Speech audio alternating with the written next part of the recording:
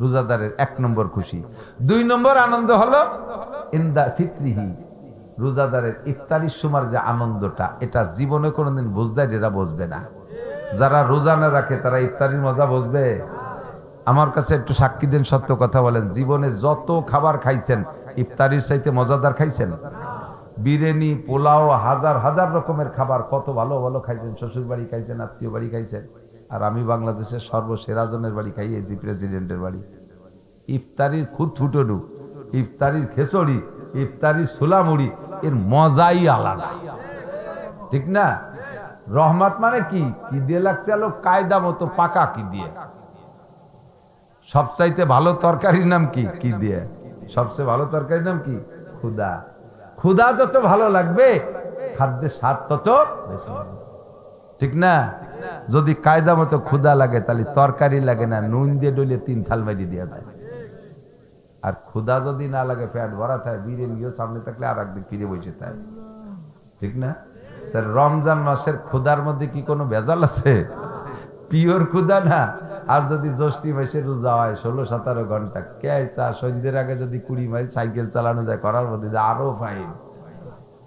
এই সময় ইফতারি সামনে আসলে কেমন লাগে, এই তো খাবো, এই তো খাবো, এই তো খাবো, ঠিক না?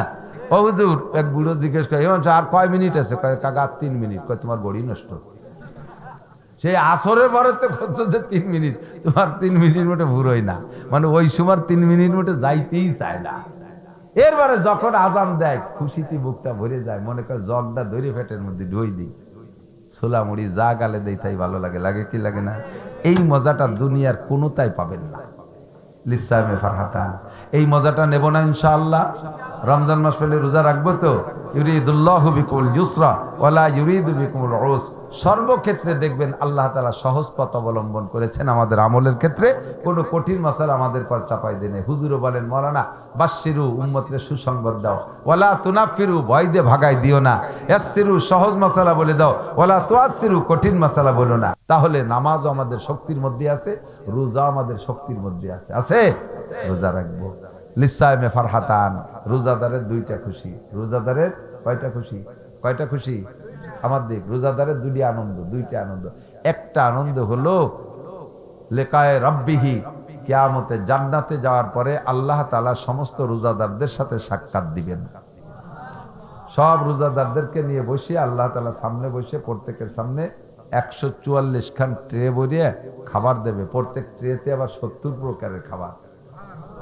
কিছু কিছু নাস্তিক ইদানিং ফেসবুকে বেরোইছে, তারা এই সমস্ত কথাগুলোকে খুব ব্যঙ্গ করতেছে। দুনিয়ার IABF MA পাস করার নামে খবর নাই, সায়েন্স প্রযুক্তি নিয়ে কোনো আলোচনা নাই, শুধু বিলাং বুয়ো বেস্তের গল্প দিচ্ছে। গাদা, তোরে যে কিভাবে গালাগালি করার দরকার তো পারলাম না গালাগালি করতে। আয় কিয়ামতের ময়দানে আয়, যদি কি আখেরাত তো হবেই হবে। সেদিন দেখা যাবে, সেদিন দেখা যাবে তোর সাথে সাক্ষাৎ যদি হয়, ওগুলোর সাথে আল্লাহর রহমতে আমাকে সাক্ষাৎ হবে না, চলে যাবে অন্যদিক। আমাকে ওই দিন সাক্ষাতের দরকারও নাই। তবে ও যে জাহান্নামে যাবে ওটা কিন্তু আমরা দেখতে পারবো। জান্নাতীরা জাহান্নামীদেরকে দেখতে পারবে যে পুড়তিছে, আবার জাহান্নামীরাও জান্নাতীকে দেখতে পারবে যে ওরা আনন্দ করতেছে। সেদিন কবর করার সময় ইনশাআল্লাহ। কতক্ষণ জান্নাত আছে না নাই? সব রোজাদারদেরকে আল্লাহ তাআলা এতগুলো প্লেট বেড়ে খাবার দিয়ে বলবেন তোমরা খাও। বলবেন না আল্লাহ খাবো না। কেন খাবা না? যে আমাদের মাঠে দিয়ে হুজুর বলে আসলো যে তুমি বলছো অসাউমু লি ওয়া আনা আজজি বিহি, রোজা রেখেছো আমার জন্য, এর প্রতিদিন আমি হাদ্দে দেবো। এসব তো হুররার গেলমানরা দিয়ে গেল, তুমি তো আদ্যে কিছু দিলে না। তাহলে আমার হাতের কি খাইতে চাস, কি পাইতে চাস? তোমার হাতের প্রথম লোকমাটা আমাদের মুখে দিতে হবে। আল্লাহ তাআলা জান্নাতের মাছের কলিজা বোনা আর জান্নাতের রুটি দিয়ে লুকমা বানাইয়া প্রত্যেক রোজাদারের মুখে নিজ হাতে তুলে দেবে। এটি হলো লিকায়ে রাব্বিহি। উলামায়ে কেরাম, এই অঞ্চলের অন্যান্য উলামায়ে কেরাম, আইম্মায়ে মাসাজিদ, প্রাণ প্রিয় দেশবাসী, অত্যন্ত দামি মাসের দামি রাত শাবান মাসের জুমার রাত,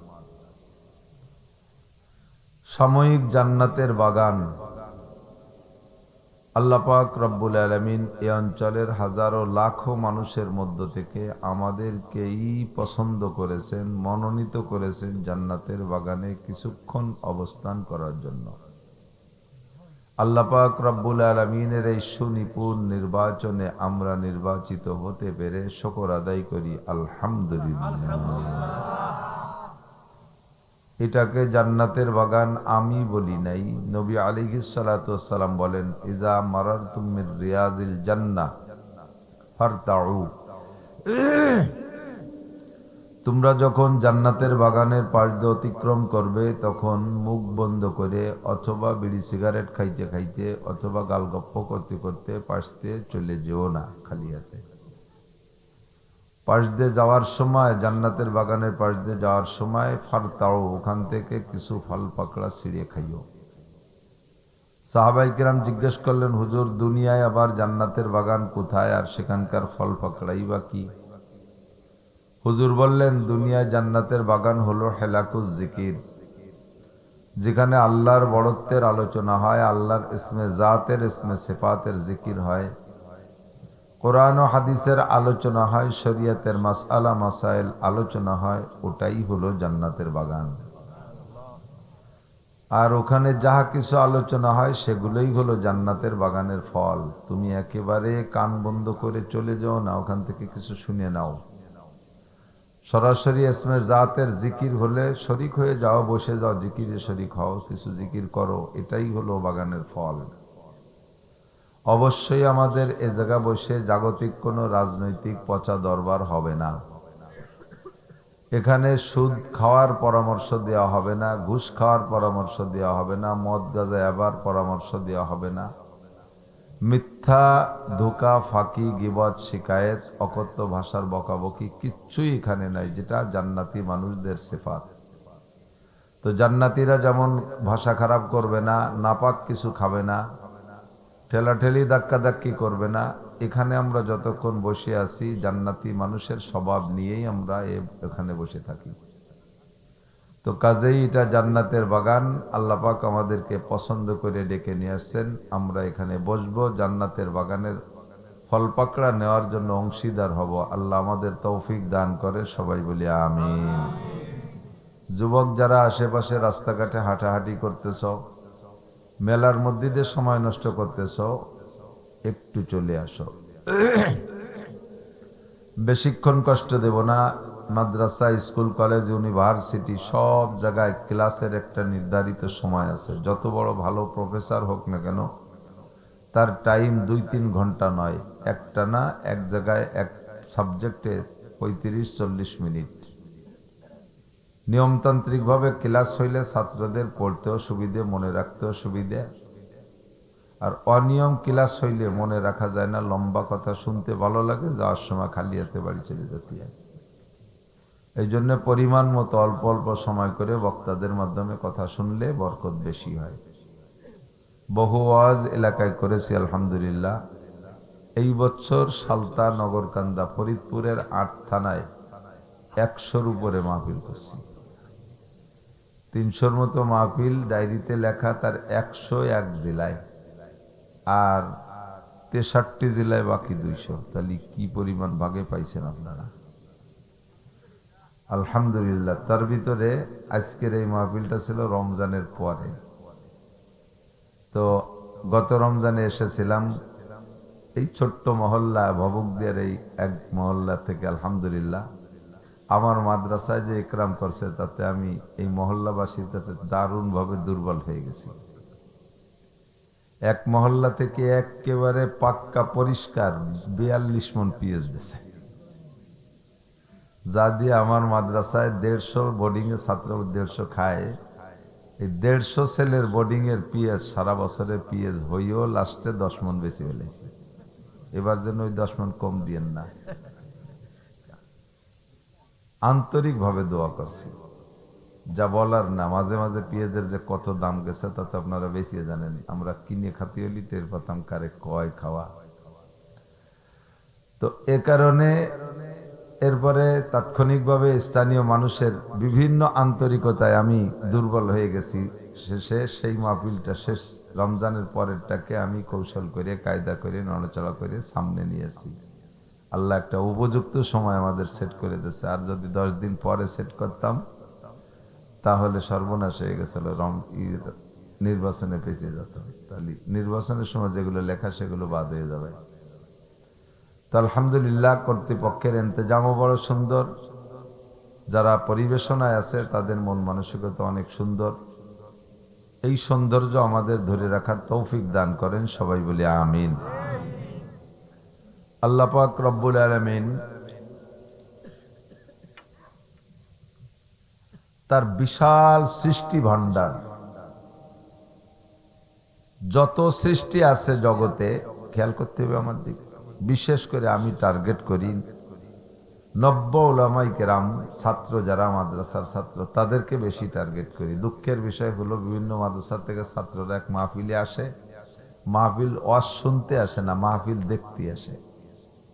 কেমন সাজলো, কেমন হলো, কেমন ডক হলো, খাবার দাবার কি আছে, যদি কিছু খাতি যেতে পাই খাইয়ে দিয়ে খানি গাপসা গাপসি করিয়া চল যাই হয়ে গেছে। ও তো জানি যা কবি নেই, হয়ে গেল শেষ। কিন্তু তাদের টার্গেট করি কেন? কাব্বারানি মৌতুল কোবারা, বুড়োরা মরি আমাদের বুড়ো বানাইছে। হযরত মাওলানা হেলাল উদ্দিন শাহ হুজুর রহমাতুল্লাহ আলাইহি আমাদের ফরিদপুরের উল্লেখযোগ্য বক্তা ছিলেন। হযরত কিছুদিন আগে চলে গেছেন।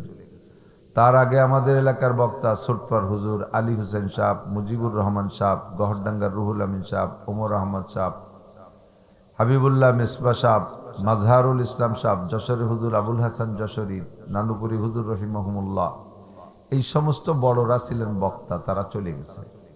ওনরা যখন বক্তা, আমরা তখন কোনো জনের সময় তো শ্রোতাও না। তারপরে এসে একদল মুরব্বীদেরকে পেয়েছি যারা বয়ান করতেন, রোহানি নুরানি দিলকাশ বয়ান, দিলের থেকে বয়ান করতেন।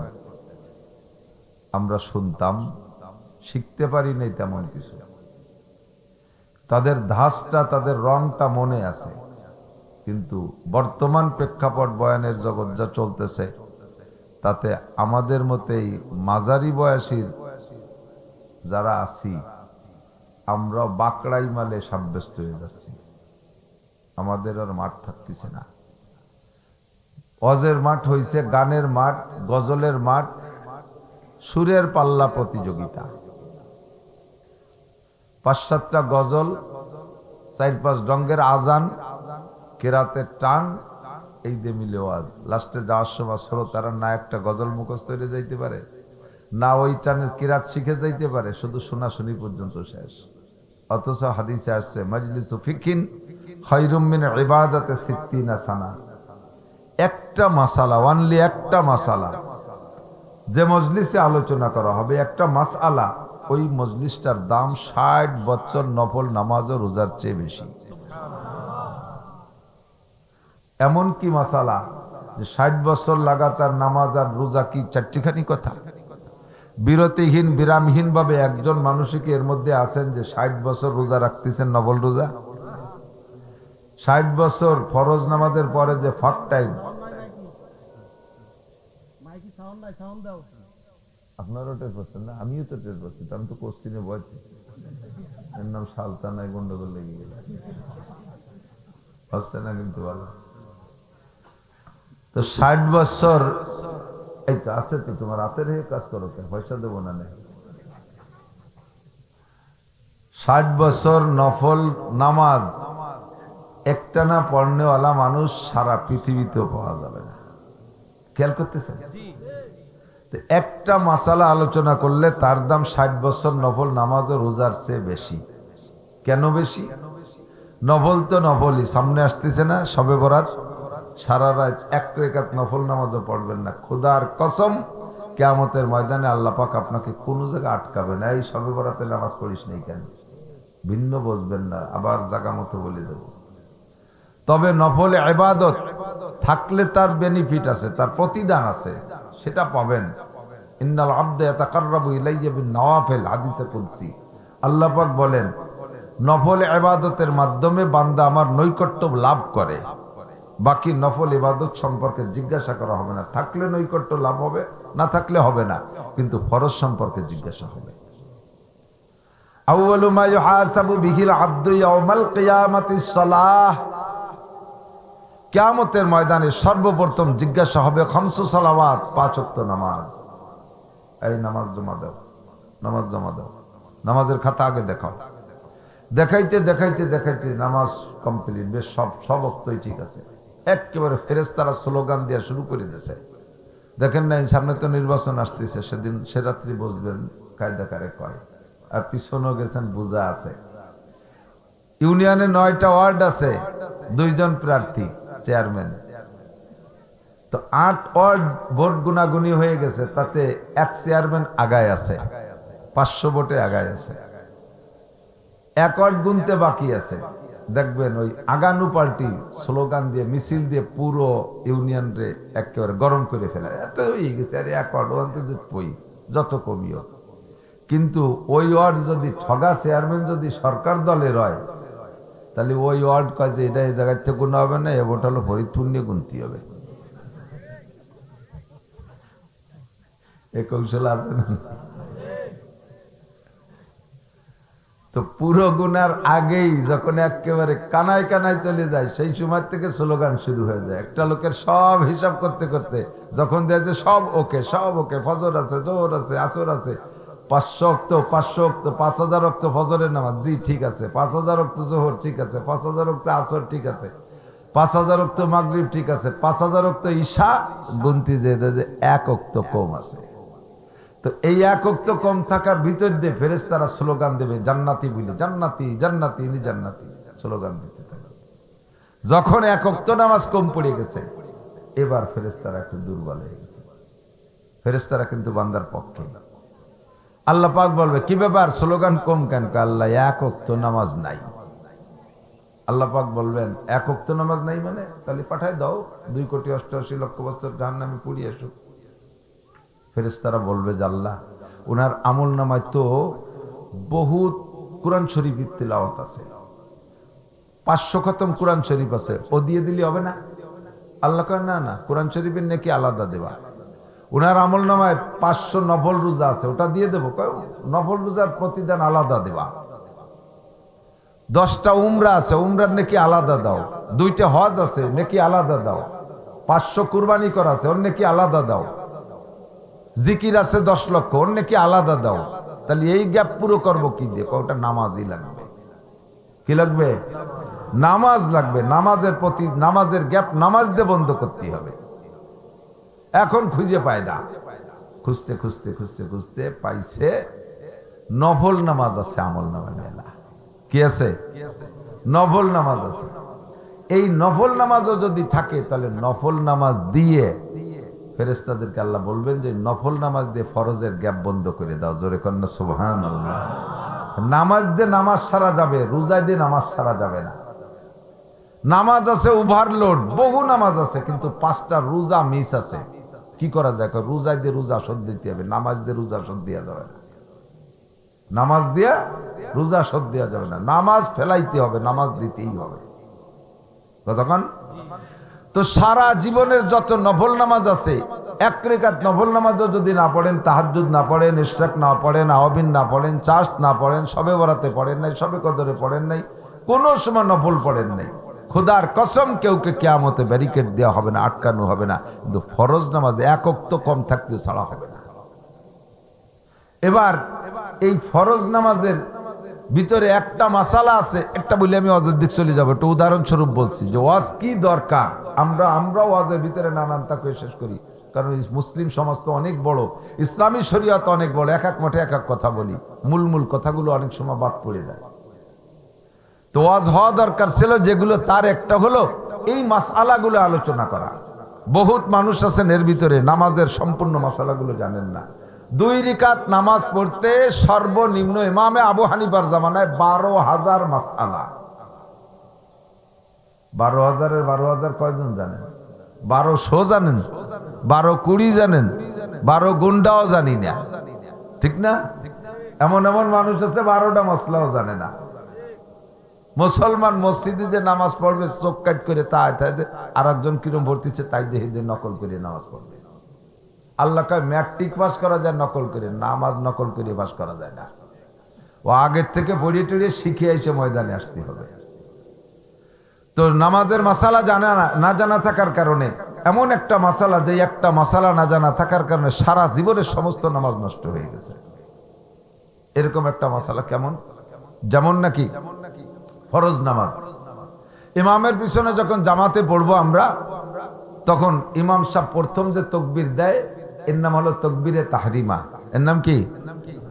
নামাজের ফরজ 13টি, কয়টি? তার ভিতরে একটি হলো নামাজের তকবীরে তাহরিমা বলা, আছে না? এই তকবীরে তাহরিমা ইমাম সাহেব বলে আওয়াজ করে মুসল্লিদের জন্য। বহুত মুসল্লি জানে না যে ওই তকবীরটা মুসল্লিরও বলতে হবে। উনি জানে যে খালি কানে হাত দিতে হবে, কানে হাত দিয়ে মুখ বন্ধ রে, মুখ বন্ধ, কানে হাত দিয়ে ছানা বাঁধতে দাঁড়ায় দিয়েছে।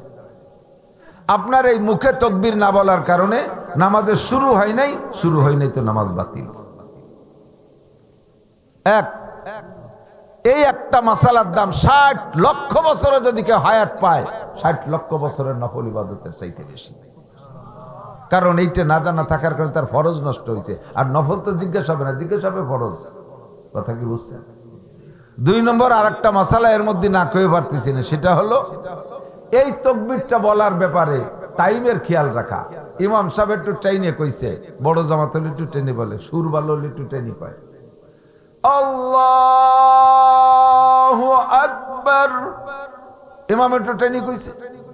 মুসল্লিরা ইমাম আল্লাহ কয়ে শুরু আসছে, মুসল্লিরা শটে মারি দিয়েছে আল্লাহু আকবার। ইমামের আল্লাহু আকবারের র শেষ হওয়ার আগে যদি মুসল্লির আল্লাহু আকবার শেষ হয়ে যায়, তাহলে আপনার ইক্তেদা সহি হয়নি, নামাজ বাতিল।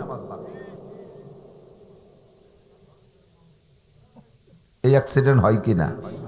হয় কিনা? এ না জানা থাকার কারণে আপনার জিন্দেগির বহুত ফরজ নামাজ বাতিল হয়ে গেছে।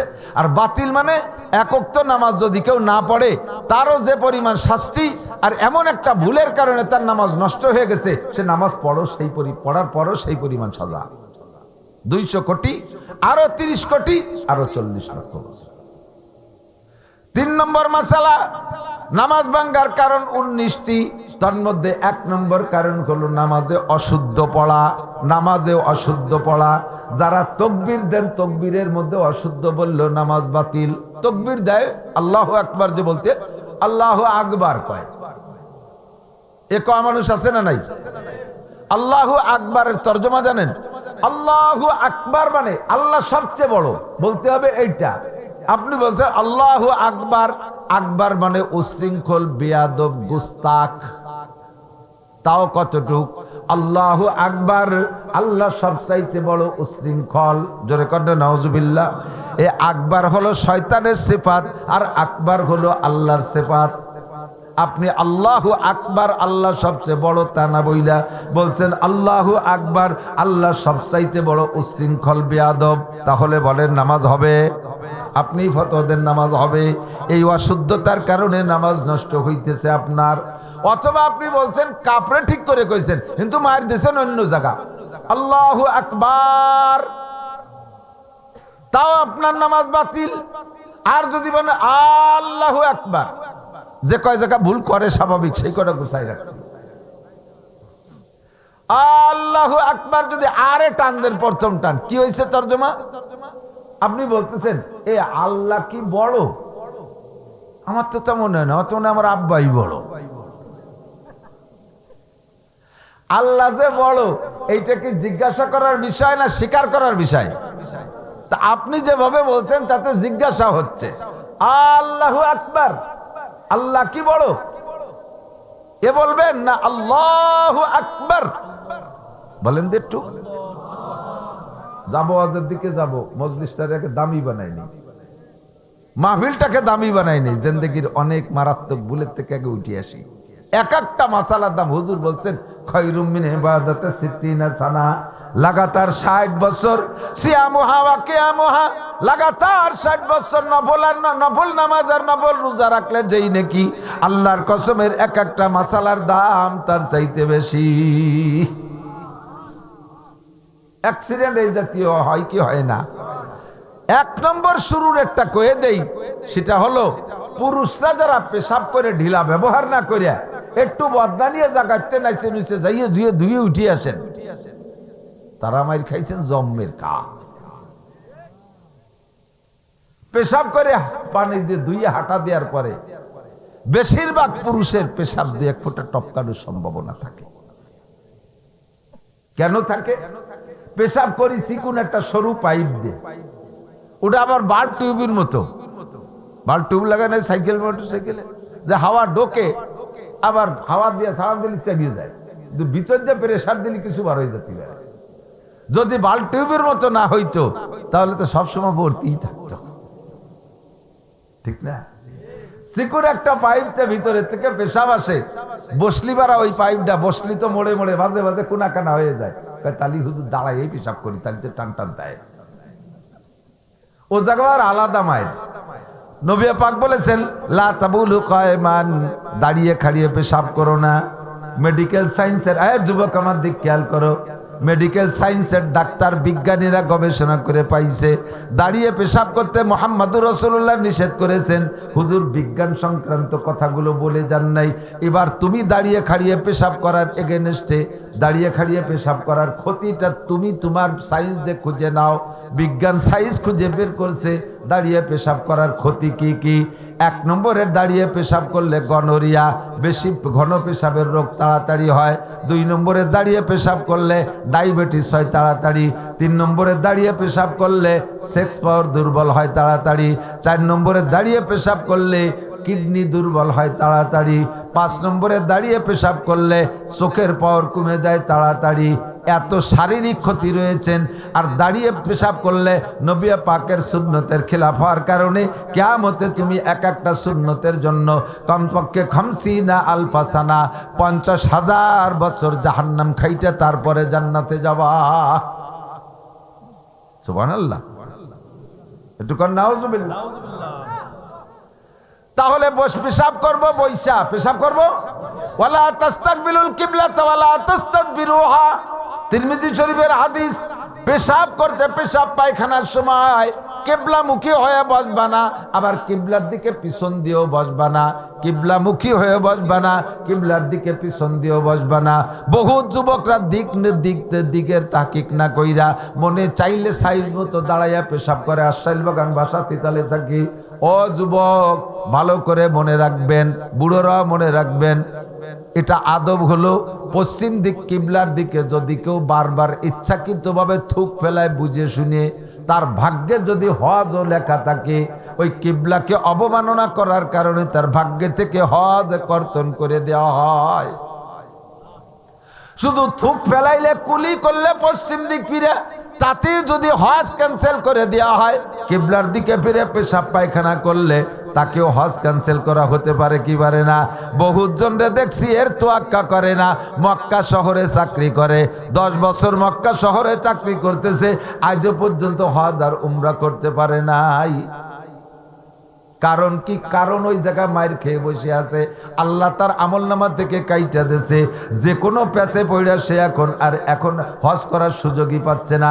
থাকে মক্কা শহরে, যে হজের সিজন আসলে কোনো না কোনো ঝামেলায় পেঁচে যায়। উমরা করার ইচ্ছা করলে কোনো না কোনো ব্যতিক্রম ডিউটি এসে যায়, আর উমরা করতে পারে না। মায়ের খাইছে ওখানে, কাবার এহতেরাম আর মক্কার এহতেরাম সম্মান করে নাই।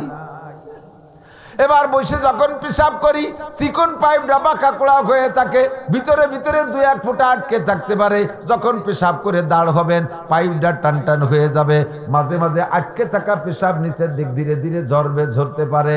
1-2 ফুটা পেশাব ঝরবে, জোরে যাবে কোন জায়গায়? ওখানে তো আর কোনো কিছু পাইতে রাখা নাই, কোনো কিছু ধরা নাই, যাইয়ে লাগবে গায়ে আর কাপড়ে। নামাজের ফরজ 13টি, 1 নম্বরে শরীর পাক, 2 নম্বরে কাপড় পাক। পেশাবে ঢিলা কুলুক ব্যবহার না কইরা শুধু পানি দিয়ে ধুইলে 1 নম্বর আর 2 নম্বর ফরজ নষ্ট হওয়ার, মিস করার সম্ভাবনা থাকে, 90% থাকে।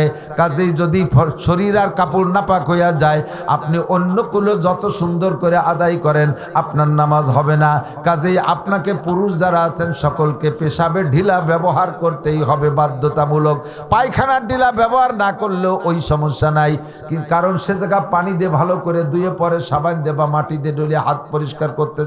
কিন্তু পেশাবে পানি দিয়ে ধুয়ে হাঁটা দেওয়ার পরে যে টপকাইবে, এটা কাপড়ে লাগবেই লাগবে মাস, এবং পেশা শরীরে লাগবে। এবার পায়খানা করার পরে পেশাবে ঢিলা ব্যবহার করা লাগে না। আরেকটা কথা মনে করে দেই, অনেকের ভিতরে পেঁয়াজ আসে যে হুজুর পায়খানা করলে তো সে জায়গা পায়খানায় ঢিলা ব্যবহার করে পানি খরচ করে চলে আসি, পেশাবে তো ঢিলা ব্যবহার, সে সময় তো পেশাব হয়, অধিকাংশ মানুষের হয়।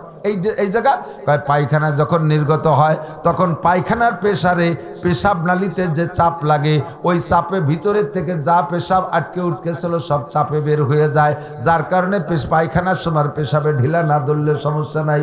তবে তাকওয়ার পরহেজগারি এহতিয়াতার সতর্কতা হলো পায়খানার সময় আপনি পেশাবে ঢিলা ব্যবহার করতে পারেন। পায়খানার জন্য 3-5টা ঢিলা ব্যবহার করে মূল ময়লাটাকে আপনি পরিষ্কার করলেন ঢিলার মাধ্যমে। এরপরে পেশাবে ঢিলা ধরে আপনি বাথরুমের ভিতরে একটু ঝাঁকি ঝুঁকি কাজ করে দেবেন।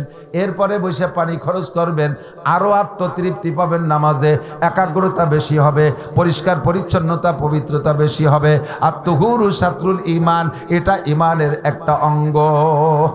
এই যে মশালাগুলো বলতেছি, এক একটা মশালার দাম 60 বছর নফল নামাজ ও রোজার চাইতে বেশি। গান আর গজল আর কিস্সাইতে বছরের পর বছর হজ করলে যেই নাকি হবে। আল্লাহর ফজলে এই 4-5টা মশালা বললাম, এর মাহফিলে, আজকের মাহফিলের দাম তার চাইতে কোটি কোটি গুণ বেশি। বলেন না সুবহানাল্লাহ। নামাজের মশালা কইতে গেলে আমার মনে পড়ে আপনাদের হালাত, যার কারণে খালি একটার পর একটা আসতি তালে থাকে। আর দুইটা কব নাকি? অসুবিধা হচ্ছে না? অসুবিধাটা কয় দিয়া। Thank you, welcome. সূরা ফাতিহা পড়ছেন, মামুনরা খেয়াল করেন, মহিলাকে পবিত্রতার একটা টস করে আসি। মহিলাদের হাতে পায়ে নখ পালিশ ব্যবহার করা হারাম। নখ পালিশ প্রলেপ, নখ পালিশ প্রলেপ। ওযু বা গোসলের সময় নখ পালিশের নিচে পানি যায়নি। সারা দুনিয়ার পানিও যদি তার মাথায় ঢালে, পদ্মা নদীতে সুবতি সুবতি আদামারা দিয়ে ফেলায়, তবুও শরীর পাক হবে না, সিজদা দিয়া জায়েজ নাই, হারাম। মেহেদি লাগাইতে পারবেন হাতে পায়ে, মেহেদি লাগাইতে পারবেন। মেহেদিটা এটা নখের কালারের সাথে অ্যাডজাস্ট হয়ে যায়, ওটা প্রলেপ না। কথা কি বুঝছেন? হাতে এবং পায়ে মহিলারা, এবার কিছু কিছু আছে বাউল ভক্ত, ফাউল ভক্ত, বেশি ওই যে মিউনিসিপালিটির ভক্ত, তারা আবার আশেকে রসুল, বিশ্ব আশেকে রসুলের সাথে আমি হাঁটতেছি রাস্তায় দিয়ে, এই নিয়ে দরবার হতে। এর মধ্যে দেখি যে ছাগল একটা বান্ধে দিয়ে গেছে, ওই পাশে খুঁটো গাড়িয়ে বান্ধে দিয়ে, ও ছাগল ওই পাশের ঘাস খাইয়ে, খুঁটো তো ওই ধারে গাড়া রয়েছে, রাস্তার পাশে রশি টাটাইয়ে ওই পাশে যে ঘাস খাচ্ছে। এখন বিশ্ব আশেকে রসুল আর আমি একসাথে যাচ্ছি, আমি তো ছাগলের দড়ি ডিঙ্গে ওই পাশে চলে গেছি। ও করছে কি, আমার হাতে তো ছুটি, ওই দাঁড়িয়ে নিচে দিয়ে ছাগলের ওই দাঁড়িয়ে গুড়িয়ে ওই পাশে আইছে উঠছে রাস্তা। কি এলে কয় যে এই তো পার্থক্য তো এইখানে হুজুর, আপনারা ওহাবি আর আমরা সুন্নি কি খালি খালি? আল্লাহ রসুলের মোহাব্বত অন্তরে নাই। কি মোহাব্বত দেয়ালি তুই? এই ছাগলের রশি আমার নবী কাঁধে কইরে ছাগলের রাখালি করছে, আর আজকে সেই ছাগলের রশি আপনি ডিঙ্গেলেন। তোর তো বিশাল মোহাব্বত রসুলের পর। রসুলের পর এত মোহাব্বত, তুই দাড়ি রাখিস না কেন? দাড়ি কয়টা কাটিস কেন? নবী কইছে কচ্ছু সারে বাবা পড়লো, বুখারী শরীফের হাদিস, মোস্তা ছোট করো, দাড়িরে বড় করো, দাড়ি কাটিস কেন? কই যে আহা, বুঝলেন না? যেই দাড়ি আল্লাহর নবীর মুখে ছিল, সেই দাড়ি আমার মুখে শোভা পায়? ইন্টারন্যাশনাল দাতাল না?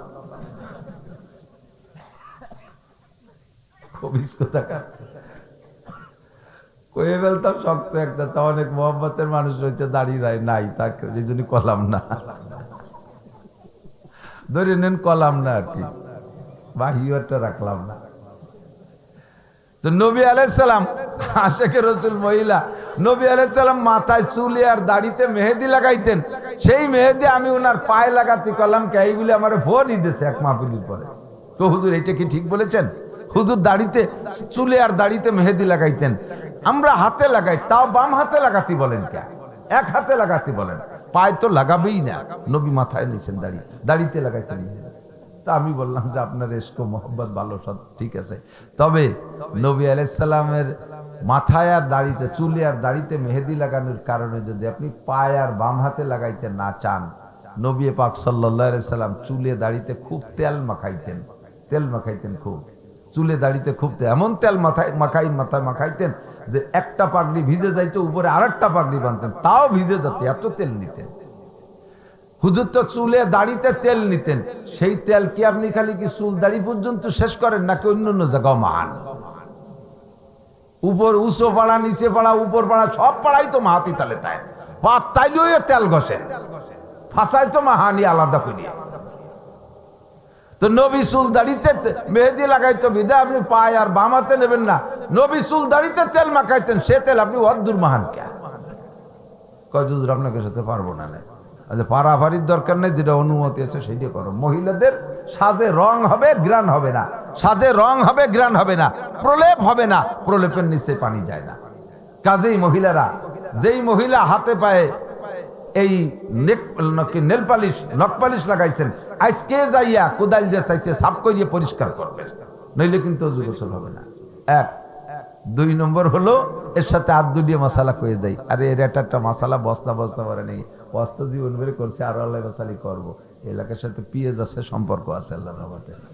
এদিক দেখেন, মহিলারা রুটি বানায়, আগে রুটি খাইতো গরিবরা, বড় লোকরা ভাত খাইতো, মনে আছে নাকি? আল্লাহ সব এই চোখে আঙ্গুল দিয়ে, চোখে আঙ্গুল দিয়ে দেখায় দেখায় পাল্টাই দিছে। এখন রুটি খায় বড় লোক, গরিব মানুষ ভাত খায়। আমাকে না কইর আছে, বিক্রি করে চাউল কালেকশন হয়ে এনে দোকানে বেশি ফেলায়। আমি কইলাম যে চাচা আপনি কি খান, ভাত খান না, চাল বেশি ফেলান কে? ভাতই খাই, কিন্তু এই যে চাল কালেকশন করি, মনে 12 ভেজালি চাল খাওয়া যায় না। হইর 12 ভেজালি চাউল খাইতে পারে না বেশি। আপনি কি খান? আমি খাই, পাইজ আমি বেশি খাই। তো ধনী মানুষে এখন রুটি খায়, প্রায় ধনী মানুষের তো ডায়াবেটিস হয়ে গেছে। রুটি বাড়িতে মহিলারা রুটি বানান, আটা সেনেন, আটা সেনার পরে নখের মধ্যে আটা ঢুকে যায়। রুটি বানাইতে বানাইতে আগুনের তাপে ওই নখের ভিতরে কাঁচা আটা শুকিয়ে টাইট হয়ে যায়।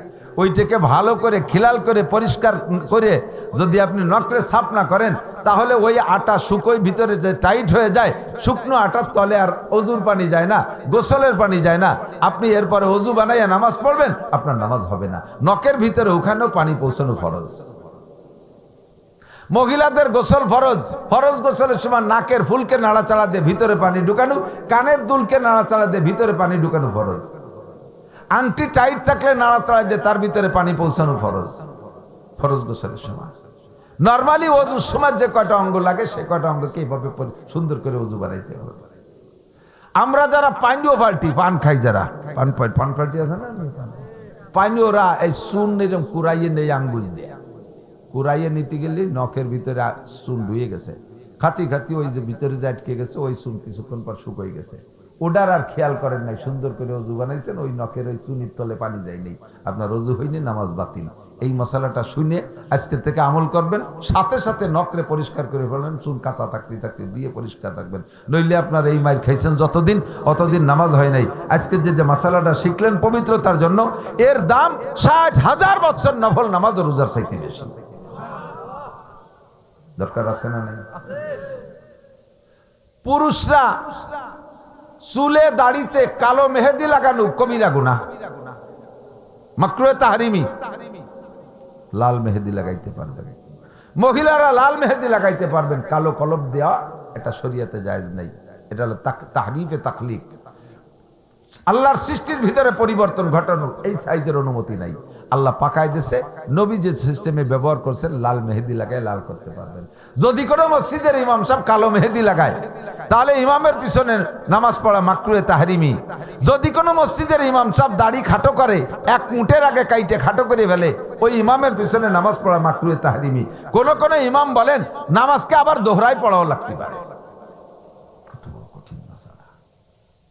ইমাম সাহেব কিরাত পড়তে যাইয়া খেয়াল করেন, সূরা একটা পড়ছেন, মানে সূরা ফাতিহা পড়ছেন, এখন কোন সূরা পড়বেন এই নিয়ে ভাবতি কোন সূরা পড়বেন ভাইবে কুল পাচ্ছেন না, কোনটা খালি সূরা চতুর্দিক দিয়ে ঠেলতেছে, কোনটা পড়বো। এই ঠেলা ঠেলির ভিতরে টাইম চলে গেছে কতটুকু জানেন? সুবহান রাব্বিল আযীম, সুবহান রাব্বিল আযীম, সুবহান রাব্বিল আযীম, 3 সেকেন্ড, তার বেশি লাগে নাই, বা 5 সেকেন্ড। এই 4-5 সেকেন্ড আপনি ভাবতে যদি সময় চলে যায়, আপনার অজীব তরক হয়ে গেছে। শেষ বৈঠকে সিজদা দিতে হবে। যদি ইচ্ছাকৃত ভাবে এরকম করেন, তাহলে পুরো নামাজ আবার পড়তে হবে, নামাজ বাতিল হয়ে গেছে। দুইটা ফরজ দুইটা রোকন দুইটা ফরজ আদায় করার মাঝখানে 3 তাসবিহ পরিমাণ গ্যাপ দেওয়া, এটা ওয়াজিব তরকের। ইচ্ছাকৃত ভাবে করলে নামাজ বাতিল, ভুল ক্রমে হয়ে গেলে সুজদা দিতে হবে। ইমাম সাহেবের শেষ বইটাকে এই মশালাটা কয়ে চলে যাচ্ছি, কষ্ট নিয়েন না। না দুইটা তো রয়ে গেছেন, ভারী জটিল জটিল ঝামেলা, বলিয়ে যাই না, কি বলেন? অজর দিকে যাবে একটু বলেন। ইমাম সাহেব শেষ বইটাকে দোয়া দুরূদ সব পড়া হয়ে গেছে। পিছনে দলা হুজুর, আব্দুল গফফার সাহেব, ইসমাতুল্লাহ কাসেমি, লিয়াকত আলী সাহেব, আপনাদের এলাকার বড় বড় হুজুররা পিছনে, কিন্তু মুরব্বীরা একটু সোলো সোলো পড়ে, কোনটা আবার পড়তে যেটা আওয়াজ হয়ে যায়। ইমাম সাহেব তো সব পড়া হয়ে গেছে, কানে আসতেছে যে হুজুর কেবল বলছে এই দুরূদ শরীফের শেষ অংশ, এখনো দোয়া মাসুরা রয়েছে। আর ইমাম সাহেব তো সব হয়ে গেছে। ইমাম সাহেব চিন্তা হচ্ছে যে এত বড় হুজুররা পিছনে, আমি এত তাড়াতাড়ি সালাম ফিরে দিলি না, কিছু করলো নামাজের পরে। এই জন্য চুপ করে বসে, সবাই পড়া শেষ হোক, একসাথে সালাম ফিরে দেন। এই অপেক্ষা করে মুসল্লিদের রিয়ায়তে যদি কিছুক্ষণ চুপ করে থাকেন, ইচ্ছাকৃত ভাবে আপনার নামাজ বাতিল। আর আপনি সালাম ফিরেছেন কি ফিরেন নাই, ফিরবো কি ফিরবো না, এই দোমনার ভিতর দিয়ে যদি 3 তাসবিহ পরিমাণ টাইম ওখানে গ্যাপ হয়ে যায় সালাম ফিরেতে, তাহলে সুজদা দেওয়া ওয়াজিব হয়ে গেছে। আপনার পড়া শেষ তো সালাম ফিরে দেবেন, পিছনে যারা পড়তেছে তাকে হোক না হোক সেটা আপনার ব্যাপার না। আর পিছনে যারা আছেন তারা যদি দুরূদ শরীফটা পড়ে শেষ করতে, বলে আত্মায়াত পড়ে শেষ করতে পারেন, দুরূদ শরীফের অর্ধেক হয়েছে অথবা 2 ভাগই হয়েছে, দোয়া মাসুর হয়নি, ওটুক পড়তে যাবেন না, ইমামের সাথে সাথে সালাম ফিরে দেবেন। আপনিও যদি এখানে দেরি করেন যে আমি সবটুকু পড়ে নেই, হুজুর সালাম ফিরেছে, ফিরে বেড়াইবো, হুজুরি কথা মতো আমার ফিরেতে দেবেনি, আমার কত তো বাইর হয়েছে ভর্তি, এই বলে সবটা ভরি টড়ি যদি সালাম ফিরাইতে যান, তাহলে আপনারও নামাজ নষ্ট হয়ে যাবে, আপনি ইমামের হুকুম মানেন নাই। কথা কি বোঝা গেছে? সিজদায় আপনি ইমাম সাহেব তাসবিহ 3টে পড়ে উঠে গেছে, সে তাড়াতাড়ি পড়ছে, আপনি একটু পাতলা পাতলা করে পড়ছেন, 3 বার হয়নি, 2 বার হয়েছে, এর মধ্যে ইমাম সাহেব উঠে গেছে, বাস আপনি 3 বার করতে যাবেন না, সাথে সাথে উঠে যাবেন। যদি 3 বার করা, যদি দেরি করেন, ইমামের হুকুম মানা ওয়াজিব, ইমামের অনুসরণ করা ওয়াজিব ছিল, সেই ওয়াজিব তরক হয়ে গেছে। আপনার নামাজ যদিও ফাসেদ হয় নাই, কবিরা গুনাহ থেকে যাবে। কথা কি বোঝা গেছে?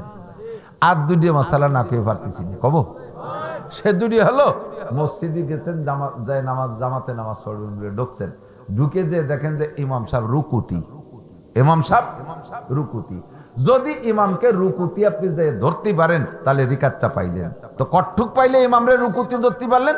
ইমাম সাহেব সামি আল্লাহ কওয়ার আগে, সামি আল্লাহ কয়ে যে সির হইছে না, এই সামি আল্লাহ কওয়ার আগে রুকুতি যে একবার সুবহান রাব্বিল আযীম পড়ে সারতে হবে, তাহলে রুকুটা পাইলেন।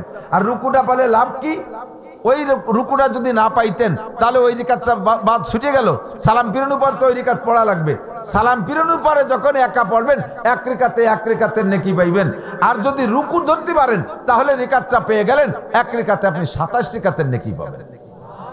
কাজেই চেষ্টা করতে হবে রুকুটা ধরার। এখন ইমাম সাহেব রুকুতি আছে, আপনি সবে মাত্র গেছেন, যাই আপনার কাজ বাকি রয়েছে কতটা? 1 নম্বর ইন্নিয়াজাতু,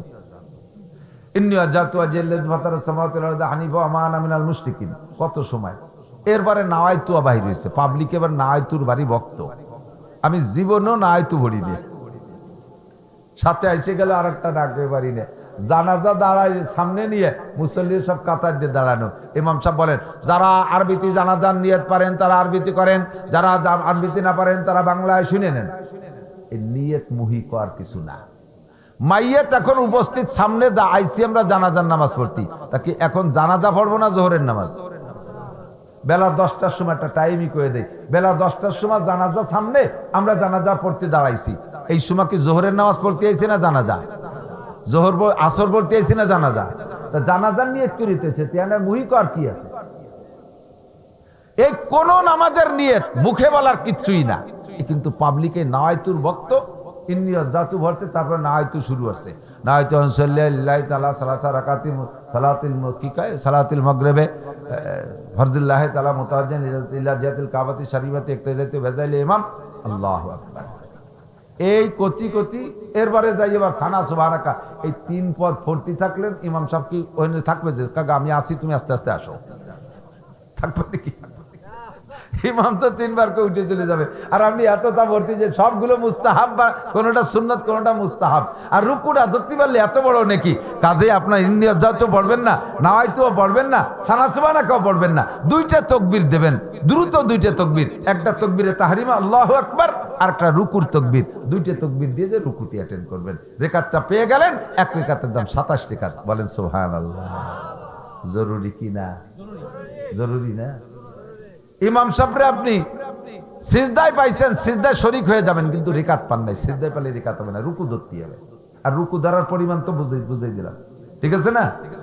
মাগরিবের 3 রিকাত ফরজ নামাজ অ্যাক্সিডেন্ট করে অনেক, আমি না খেয়ে পারতেছি না, এই জ্বালায় পড়ে গেছি। এটা আসা শুরু হয়ে গেছে, তা কি করবো? কিন্তু ঝামেলা তো, এই অভাব তো আছে অনেকের মধ্যে, আছে না নাই? এই অভাব আছে না নাই? মাগরিবের ফরজ নামাজ 3 রিকাতের 1 রিকাত পাইছেন। কয় রিকাত? 1 রিকাত। 1 রিকাত পাইছেন, 2 রিকাত পান নাই। ইমাম সাহেব সালাম ফিরে দিয়েছে, শেষ বৈঠক। ইমাম সাহেব 1 রিকাত পাইছেন, যেহেতু শেষ বৈঠক পাইছেন। ইমাম সাহেব সালাম ফিরানোর পরে উঠে আপনার আর 2 রিকাত পড়তে হবে।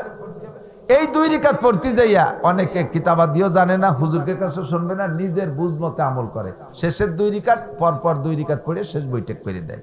নিয়ম হলো, যদি শেষ রিকাত 1 রিকাত পান, তাহলে সালাম ফিরানোর পরে উঠে দাঁড়াইয়া প্রত্যেক রিকাতে বসতে হবে।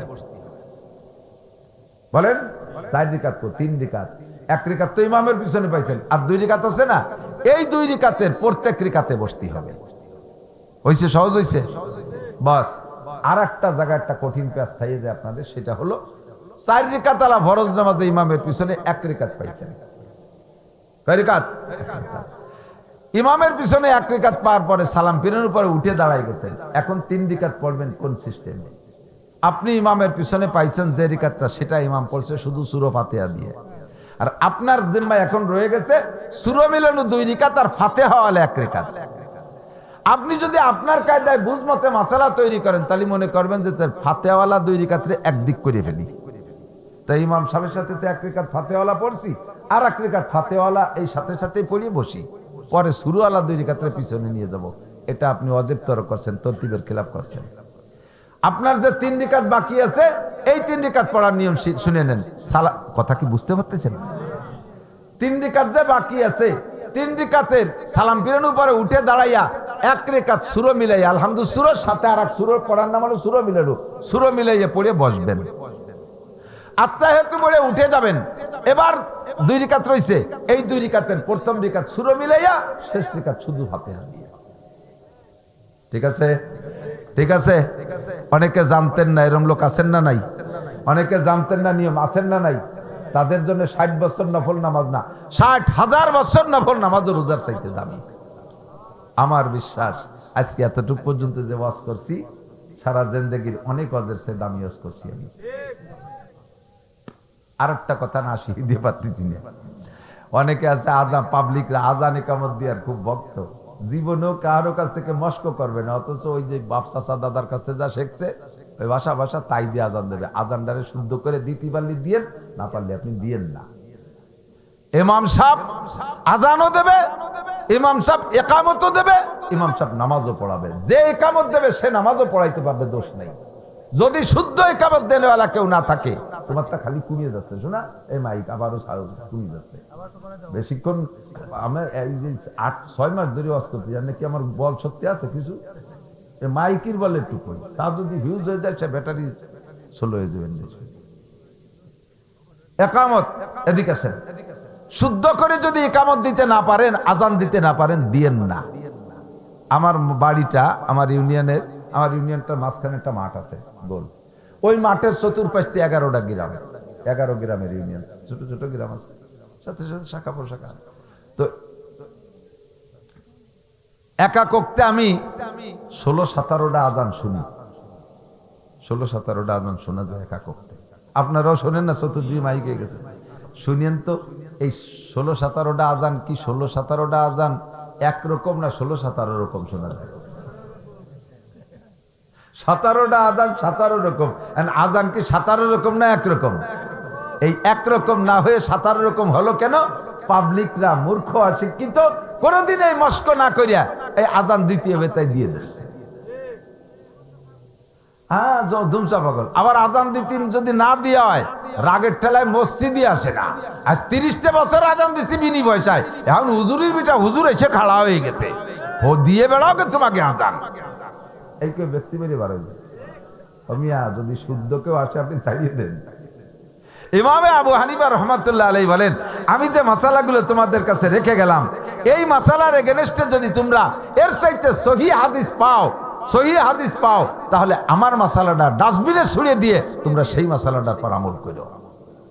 এত বড় ইমাম হয়ে এইভাবে সারেন্ডার করলেন, আর আপনি জীবন ভরে ভুল আজান একামত দিয়ে যাবেন। আমি 4 বছর কিন্তু মস্ক করাইছে আমার এক মুসল্লির একামত, মুয়াজ্জিন, মুসল্লির সাথে মুয়াজ্জিন বুড়ো পাল্লামি না, আজান একামত দেয় আল্লাহু আকবার আল্লাহু আকবার আশহাদু আন্নাল্লাহ ইল্লাল্লাহ আশহাদু আন্নাল্লাহ ইল্লাল্লাহ, এমন আপনারা কইতেও পারবেন না।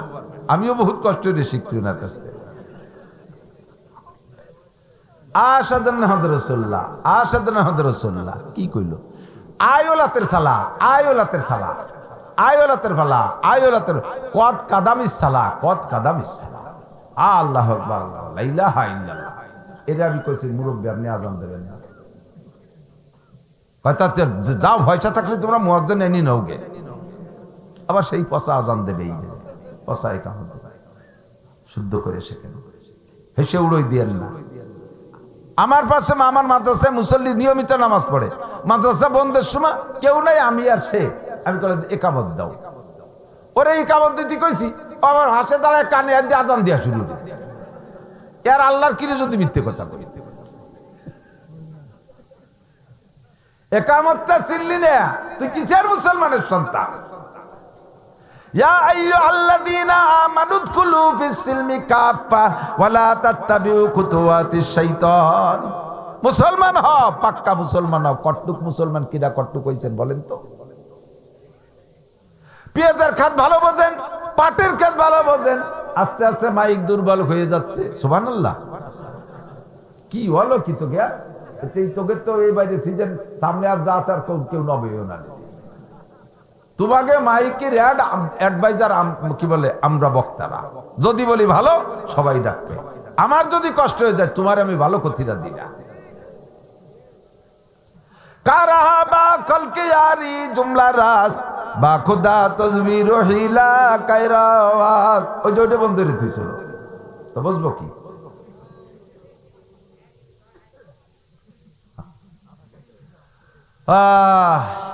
দুনিয়ার সবকিছু পারো, ইংরেজিতে কি সুন্দর।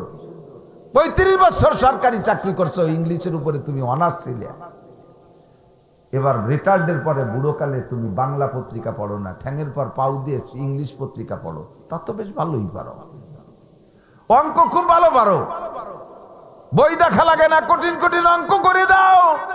ইংরেজি এমন সুন্দর বলতে পারো, তোমার সাথে ইংল্যান্ড আলারাও ফেল হয়ে যায়, বোঝা যায় না বাঙালি না ইংল্যান্ডি।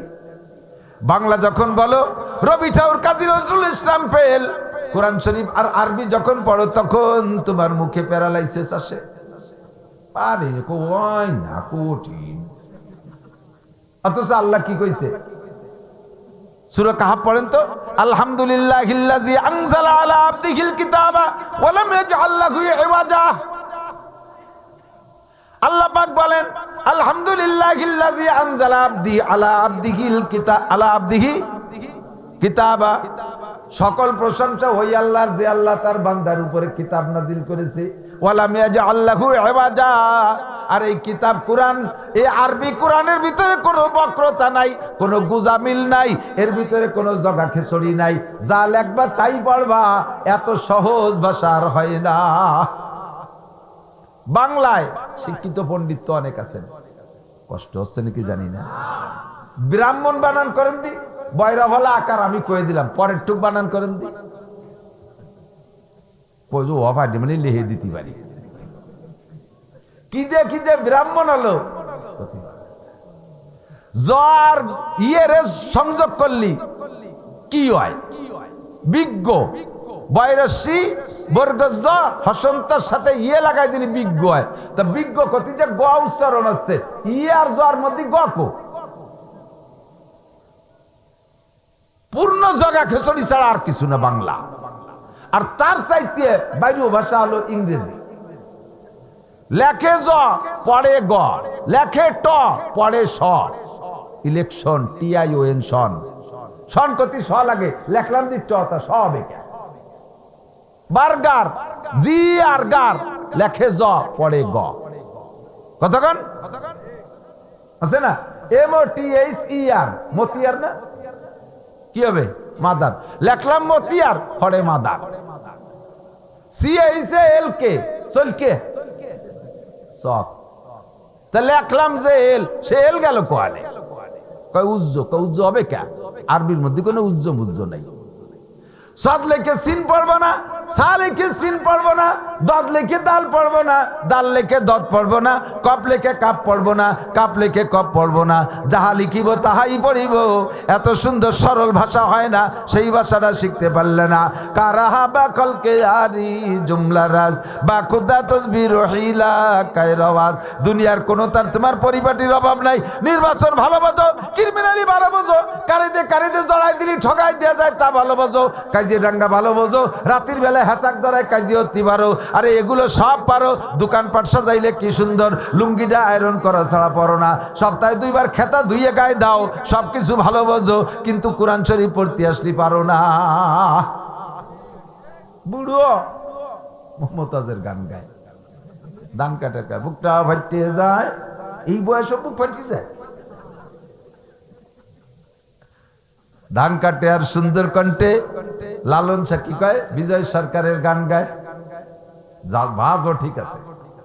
এই পৃথিবী যেমনই আছে তেমনই পড়ে রবে। এই যে গেল আইডিও জুল, জুলও ঠিক আছে। আবার দ্বিতীয় মিস্টার সুমালো এই সামনে জুল, সুন্দর এই পৃথিবী ছেড়ে একদিন চলে যেতে হবে। এখানে আইডিও জুল।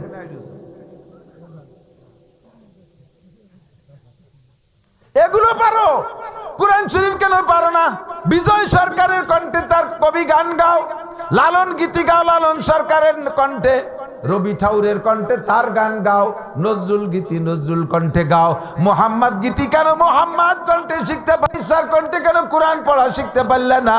ফাতেমা খাদিজার কণ্ঠে কেন কোরআন শরীফ মহিলা পড়া শিখতে পারলে না?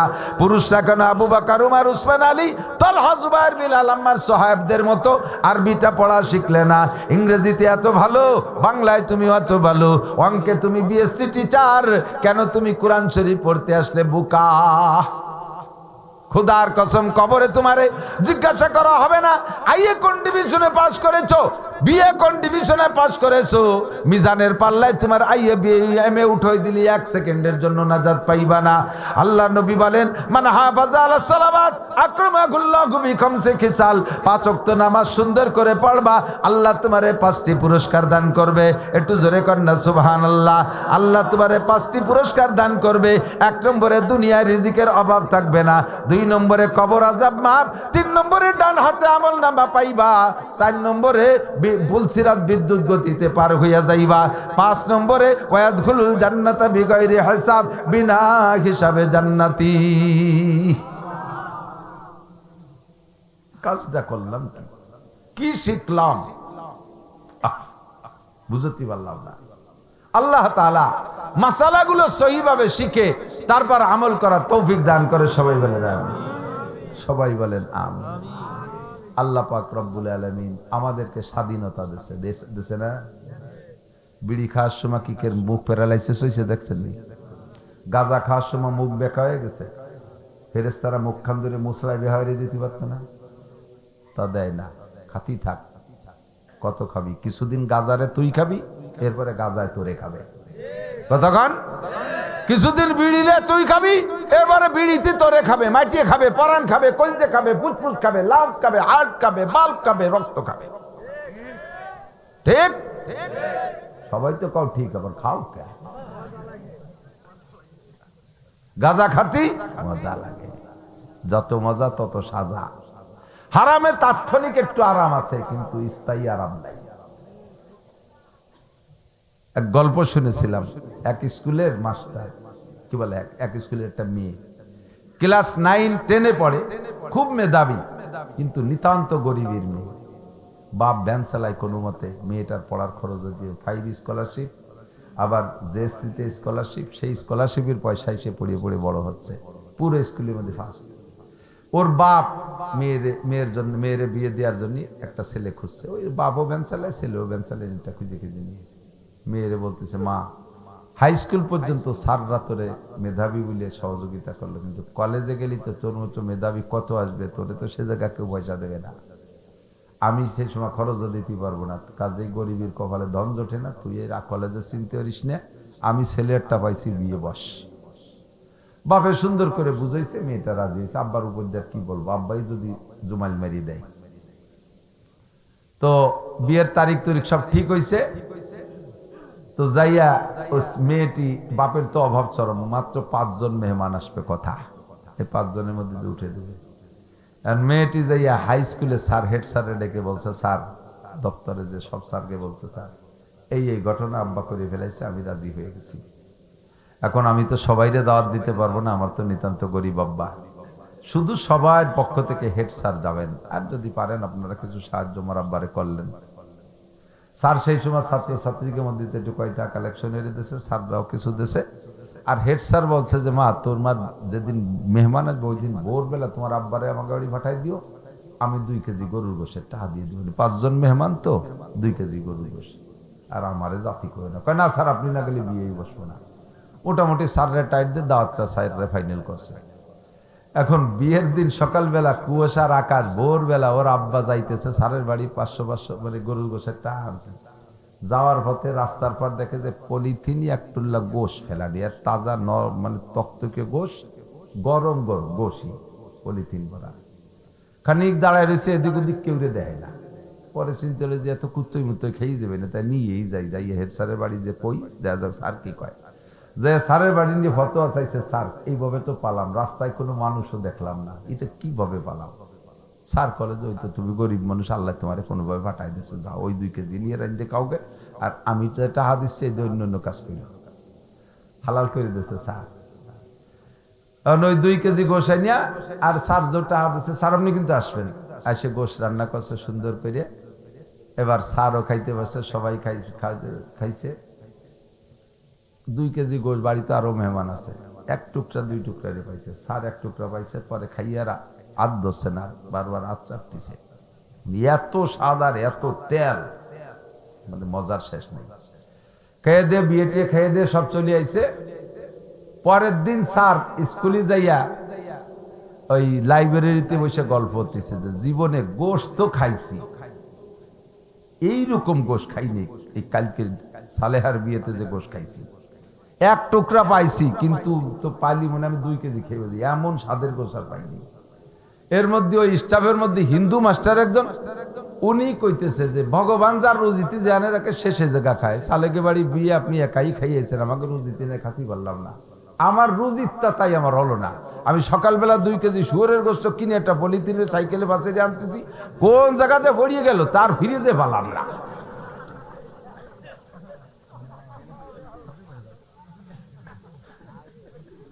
আর কি স্যারের কোন জায়গা যে পড়লো ফিরে যে একটা পালাম না। হেড স্যার আর বেদনা ভাঙ্গে তাড়াতাড়ি ঘন্টা পরে ছুটি দিয়ে খেড়ের বেলার ওই পাশে যে গলার মধ্যে আঙ্গুল ঢুইতে বমি হচ্ছে, তাকের বাইরে ও যুবক, হারামে তাৎক্ষণিক একটু মজা আছে, কিন্তু পরে সাজা আছে, খুঁজে দেখো। আর একটা কথাই বলে যাই, রাস্তায় পড়া জিনিস, এত একটার সাথে একটা এসে গেল, রাস্তায় পড়া জিনিস কখনো খাবেন না, নেবেন না, ধরবেনই না, আপনার না। বহুত বুড়ো বুড়ো মানুষও পাইলে এমনি 5-10 টাকা ফেলানো থাকলি ডাক দেয়, কার টাকা বাড়ছে দেখো, যদি 1000 টাকার নোট দেয় দই দিই, এই কেবল নামাজ পড়ি বাড়িছে, এদিক ওদিক তাকাইয়ে ধরে পকেটে ঢুয়ানো সারা 1000 টাকায় 10,000 টাকা নিয়ে বার হয়ে যাবে। রোগে খাবে, শোকে খাবে, মামলায় খাবে, ক্ষেতের থেকে আল্লাহ বৃষ্টি দিয়ে পিএস পচাই দিয়ে হইতে আদায় করে নেবে, সাঙ্গে রাখা পিএস পচাই দিয়ে আদায় করে নেবে। কোন জায়গা 10,000 1000 খাইছে হিসেব করে দেখো, তলে আদ্যে দেখো। মহিলারা বাচ্চা কাচ্চা পোলা পান রাস্তাঘাটে কিছু পায়, বড়ই পায়, আম পায়, যা পায় নিয়ে মার কাছে দেয়, মা নিজেও একটু খায়, ওকে একটু খায়। এই করে এই ছেলে মেয়েগুলো হাত নষ্ট করতেছেন। আজকে সে বড়ই আনবে, আপনি রিসিভ করছেন, কালকে সে আম আনবে, রিসিভ করলেন, পরের দিন আর একজনের কাছে পেঁপে বাড়িয়ে নিয়ে আসবে, রিসিভ করছেন। ও চিন্তা হচ্ছে জানি তোমার মা তো খুশি খায়, মা ও খায় আমারও দেয়, তাহলে এটাও আর নাই না। পরের দিন যে পরের কাছে নারকেল বাড়ি আনবে, সেটাও খাইছেন, বাস ওর হাত বাড়িয়ে গেছে। এরপরে পরের মুরগি চুরিয়ে নিয়েছে, খাইছেন, হাত বাড়িয়ে গেছে। পরে ছাগলটা চুরিয়ে নিয়েছে, সেটাও খাইছেন বেশি কিনে, ও চোরা শুরু হয়ে গেছে। এরপরে পরের গরু চুরিয়ে নিয়ে এসে ধরা খাইছে। এবার আমের সাথে সালাও যাবে, গুড় সাথে নুড়ুও যাবে, গুষ্টি শুদ্ধ ধরে জেলে ডুবে দেবে। একদিন যা খাইছে বাইরে কোন কোন জায়গায় দিয়ে ঢুকছে। ততক্ষণ ছেলে মেয়ের এই স্বভাব করবেন না। কিছু আনলে করতে কানছে সে কেড়ে ফেলা। আমার একটু একটা মাইয়ে 3 বছর 2 বছর হয়েছে বয়স, 3 বছর এখন না রে, এখন তো 10 বছর হয়েছে। এই 3 বছরের সময় এই 3 বছরের মাইয়ে আমার বাড়ির পাশে আমার স্বাস্থ্য বাড়ির কাছে আম রাস্তায় পড়ছে, পাকা একটু আম। ও আমরা কেউ নাই, ও বাড়িতে বেরোয় আম পাইছে, আমটা নিয়ে ওর কাকিরে দিতে গেছে, কাকি এটা আপনাদের কাছে আম।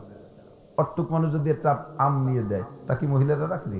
আমি তুমি নিয়ে যাও, তুমি নিয়ে, কারণ আমার কাছে অনেক আম আছে, এটা আপনার গাছের। উনি রাখবে না আর ও আনবে না, উঠোনে ফেলাই দিয়ে চলে গেছে।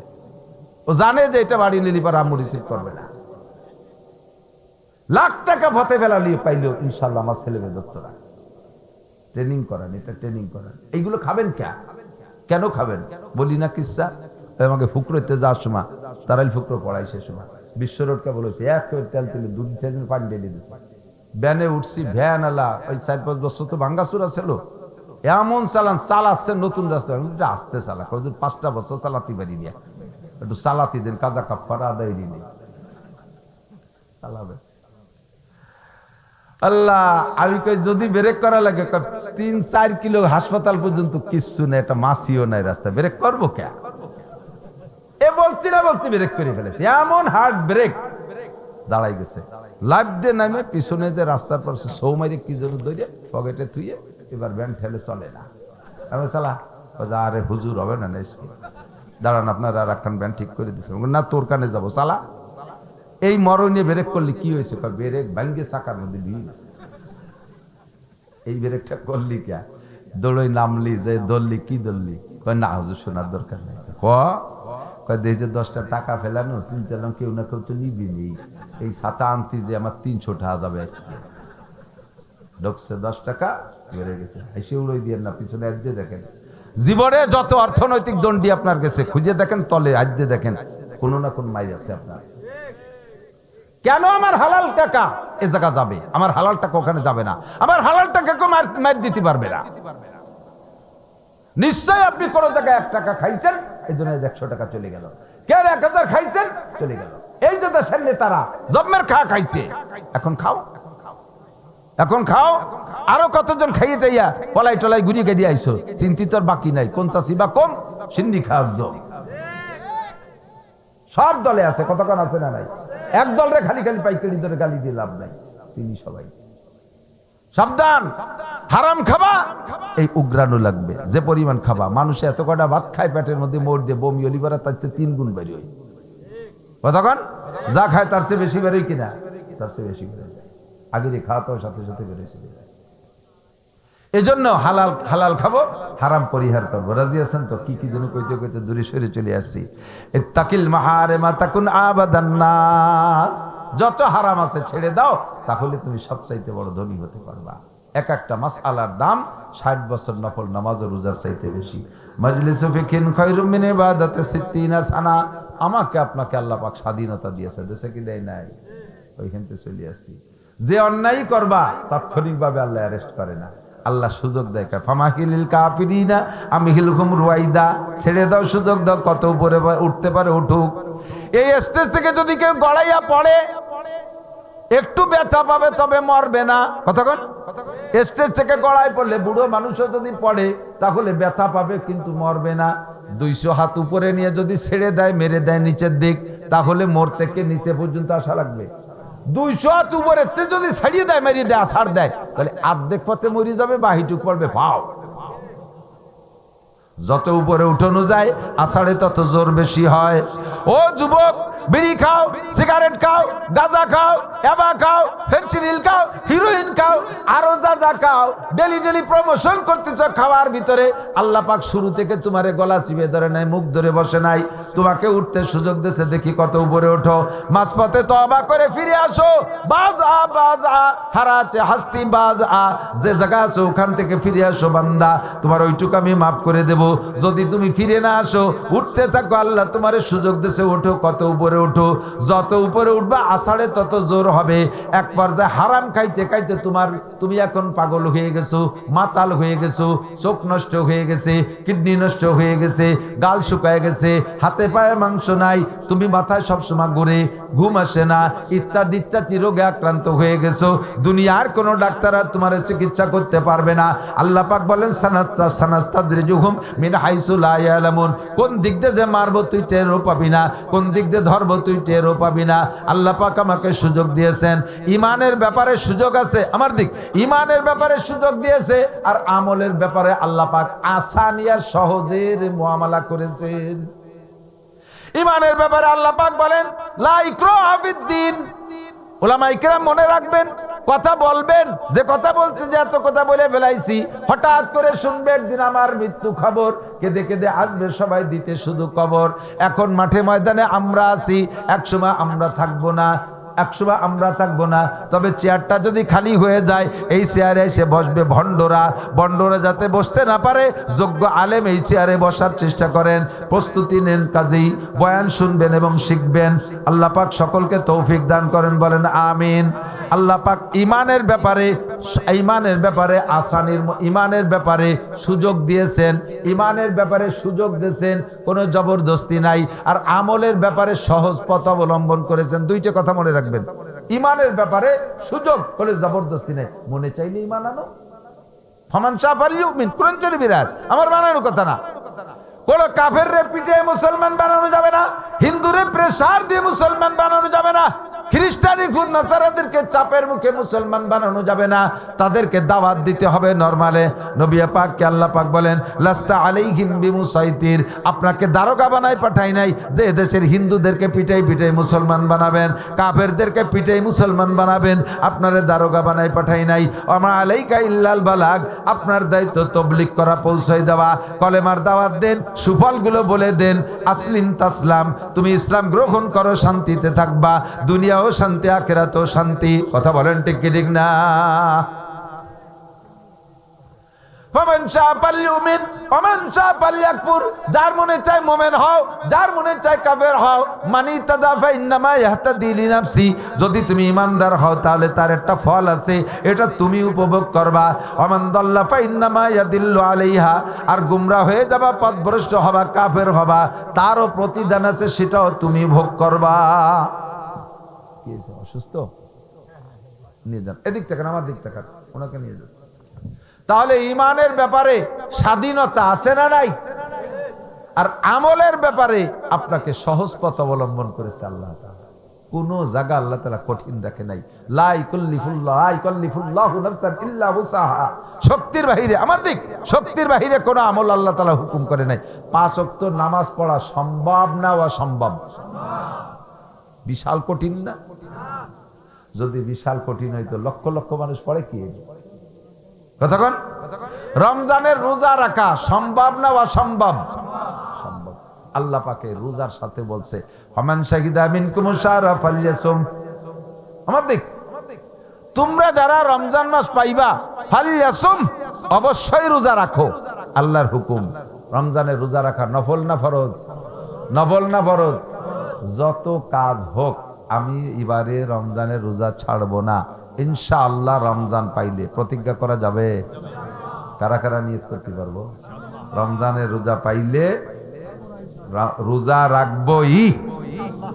আগে আমার সাথে এভাবে কন, রোজা রাখবই, রোজা রাখবই ইনশাআল্লাহ রমজান পাইলে, ইনশাআল্লাহ সুস্থ থাকলে, ইনশাআল্লাহ বাড়ি থাকলে। মুসাফিরের জন্য রোজা না, অসুস্থ ব্যক্তির রোজা না। আর রমজান না পালি তো লাই লাগতেছে না। এই ইনশাআল্লাহ 3 জায়গার সাথে বসছেন তো, কথা কি কইছি? ইনশাআল্লাহরে পরে কলাম কেন? রমজান পায় ইনশাআল্লাহ, রমজান পাইলে, যদি রমজান না পাই তাহলে তো রাখা লাগলো না। ইনশাআল্লাহ সুস্থ থাকলে লাইসা আলাল মারিদে হারাজ, রোগীর জন্য কোনো সমস্যা নাই।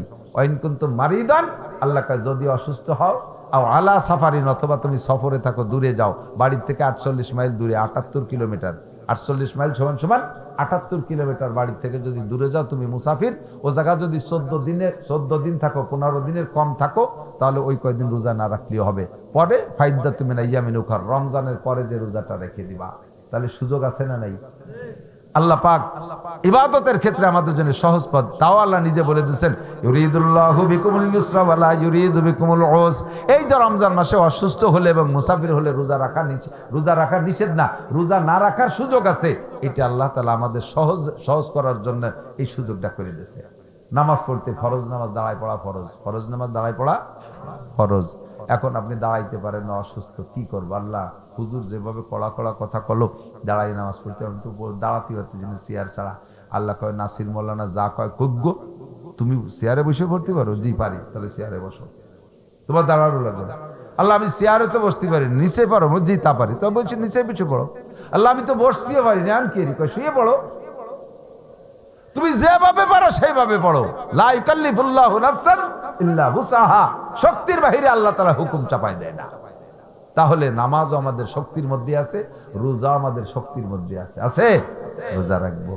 লিসাইমে ফারহাতান, রোজাদারের দুইটা খুশি। রোজাদারের কয়টা খুশি? আমার দিক, রোজাদারের দুইটা আনন্দ। একটা আনন্দ হলো লিকায়ে রাব্বিহি, কিয়ামতে জান্নাতে যাওয়ার পরে আল্লাহ তাআলা সমস্ত রোজাদারদের সাথে সাক্ষাৎ দিবেন। সব রোজাদারদেরকে নিয়ে বসে আল্লাহ তাআলা সামনে বসে, প্রত্যেকের সামনে 144 খান ট্রে ভরিয়ে খাবার দেবে। প্রত্যেক ট্রেতে আবার 70 প্রকারের খাবার। কিছু নাস্তিক ইদানিং ফেসবুকে বেরোইছে, তারা এই সমস্ত কথাগুলোকে খুব ব্যঙ্গ করতেছে। দুনিয়ার IABF MA পাস করার নামে খবর নাই, সায়েন্স প্রযুক্তি নিয়ে কোনো আলোচনা নাই, শুধু বিলাং বুয়ো বেস্তের গল্প দিচ্ছে। গাদা, তোরে যে কিভাবে গালাগালি করার দরকার তো পারলাম না গালাগালি করতে। আয় কিয়ামতের ময়দানে আয়, আখেরাত তো হবেই হবে। সেদিন দেখা যাবে তোর সাথে সাক্ষাৎ, যদি ওগুলোর সাথে আল্লাহর রহমতে আমাকে সাক্ষাৎ হবে না, চলে যাবে অন্যদিক, আমাকে ওই দিন সাক্ষাতের দরকারও নাই। তবে ও যে জাহান্নামে যাবে ওটা কিন্তু আমরা দেখতে পারবো। জান্নাতীরা জাহান্নামীদেরকে দেখতে পারবে যে পুড়তিছে, আবার জাহান্নামীরাও জান্নাতীকে দেখতে পারবে যে ওরা আনন্দ করতেছে। সেদিন কবর করার সময় ইনশাআল্লাহ। কতক্ষণ জান্নাত আছে না নাই? সব রোজাদারদেরকে আল্লাহ তাআলা এতগুলো প্লেট ভরে খাবার দিয়ে বলবেন তোমরা খাও। বলবেন না আল্লাহ খাবো না। কেন খাবা না? যে আমাদের মাঠে দিয়ে হুজুর বলে আসলো যে তুমি বলছো অসাউমু লি ওয়া আনা আজজি বিহি, রোজা রেখেছো আমার জন্য, এর প্রতিদিন আমি হাদ্দে দেবো। এসব তো হুররার গেলমানরা দিয়ে গেল, তুমি তো আদ্যে কিছু দিলে না। তাহলে আমার হাতের কি খাইতে চাস, কি পাইতে চাস? তোমার হাতের প্রথম লুকমাটা আমাদের মুখে দিতে হবে। আল্লাহ তাআলা জান্নাতের মাছের কলিজা ভুনা আর জান্নাতের রুটি দিয়ে লুকমা বানাইয়া প্রত্যেক রোজাদারের মুখে নিজ হাতে তুলে দেবে। এটি হলো লিকায়ে রাব্বিহি, রোজাদারের 1 নম্বর খুশি। 2 নম্বর আনন্দ হলো ইনদা ফিত্রিহি, রোজাদারের ইফতারির সময় যে আনন্দটা, এটা জীবনে কোনোদিন বুঝদারিরা বুঝবে না। যারা রোজা না রাখে তারা ইফতারির মজা বুঝবে? আমার কাছে একটু সাক্ষী দেন, সত্য কথা বলেন, জীবনে যত খাবার খাইছেন ইফতারির চাইতে মজাদার খাইছেন? বিরিয়ানি, পোলাও, হাজার রকমের খাবার, কত ভালো ভালো খাইছেন। শ্বশুর বাড়ি খাইছেন, আত্মীয় বাড়ি খাইছেন। আর আমি বাংলাদেশের সর্বসেরা জনের বাড়ি খাইয়েছি, প্রেসিডেন্টের বাড়ি। ইফতারির খুদ ফুটনু, ইফতারির খেচড়ি, ইফতারির সোলামুড়ি, এর মজাই আলাদা, ঠিক না? রহমত মানে কি দিয়ে লাগছে? আলো কায়দা মতো পাকা কি দিয়ে।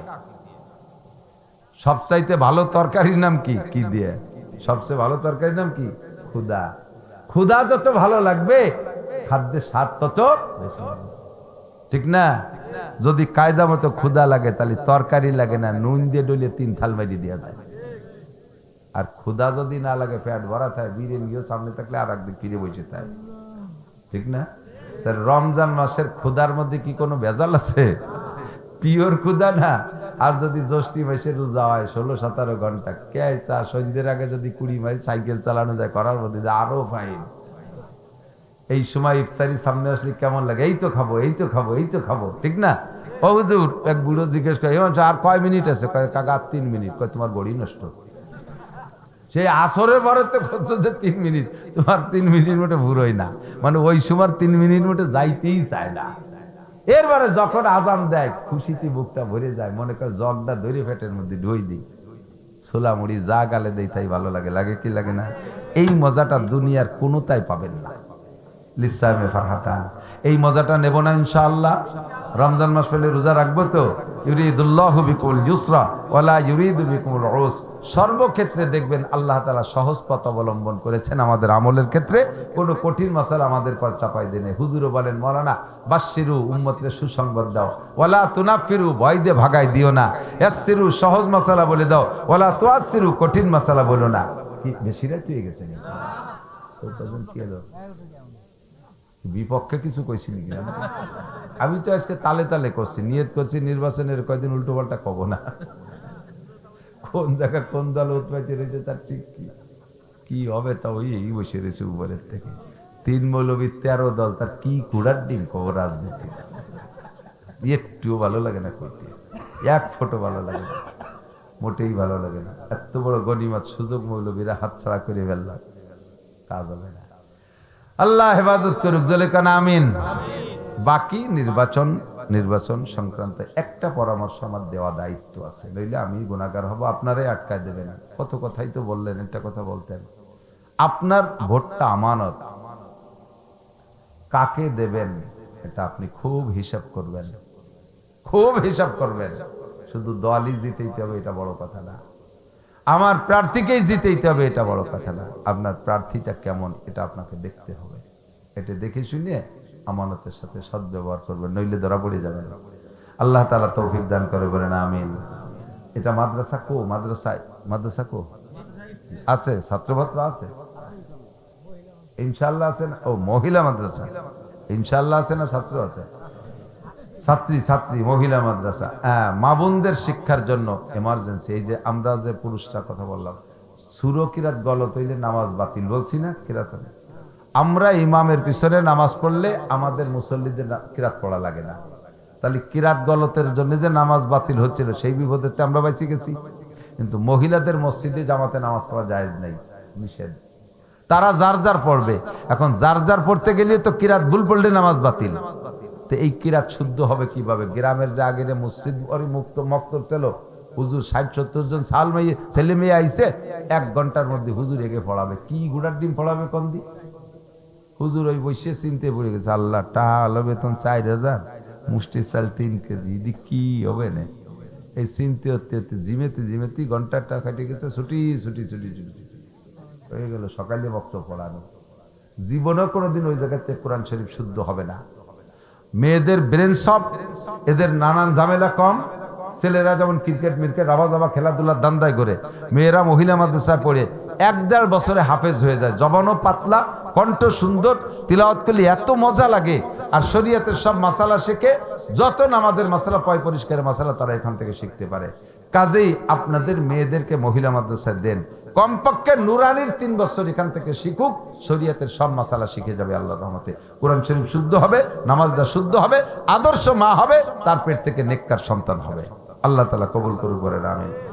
দুয়ার আগে উঠবেন না, 5 মিনিট সময় দেবেন। 5 মিনিট, বুঝছি সকলের এখন আর বেশি ভালো লাগতেছে না, আমারও ভালো লাগতেছে না। 5 মিনিট সময়। 5 মিনিট হলো কি জন্য? হুজুর কালেকশন করছে, আমিও আপনাদের এলাকা থেকে পিএস কালেকশন করে নিয়ে যাই। আমার পিএস আজকে কালেকশন করব না, আমার পিএস কালেকশন হতে আর একটু কুরবারে আসবো ইনশাল্লাহ। দেবেন তো সাইডে গতবারের মতো? আছেন দেওয়ার মতো? আছেন কেউ? এখানে লেখাইছেন, অনেক লেখাইছেন। কেউ যদি বাকি থেকে থাকেন তাহলে আমি দোয়া করব, মুসাফির মানুষ, আল্লাহ তাআলা জমিনকে সুজলা সুফলা করে দিক। দেখেন এবছর আবহাওয়া পিএজের জন্য অনুকূল আছে না?